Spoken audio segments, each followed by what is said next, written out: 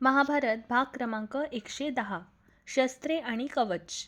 कर्णाच्या कानातील कुंडले आणि अंगावरील कवच ही त्याच्या पित्याने म्हणजे सूर्यदेवाने दिलेली दिव्य वरदाने होती.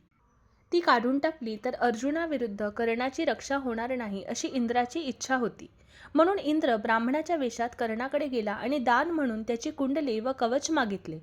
सूर्यदेवाने कर्णाला सावध केले होते, तरीही दानधर्मात अडळ असलेल्या कर्णाने मागणी नाकारली नाही.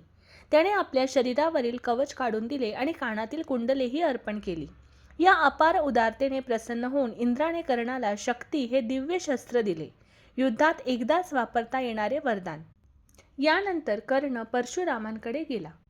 ब्राह्मणाचे वस्त्र धारण करून त्याने ब्रह्मास्त्र विद्या मिळवली, परंतु परशुरामांना कळले की कर्ण क्षत्रिय आहे. फसवणूक झाल्याचा राग येऊन त्यांनी कर्णाला शाप दिला, संकटाच्या क्षणी युद्धविद्या विसरशील. कुरुक्षेत्राच्या रणभूमीवर हा शाप खरा ठरला. निर्णायक क्षणी कर्णाची विद्या निष्फळ ठरली.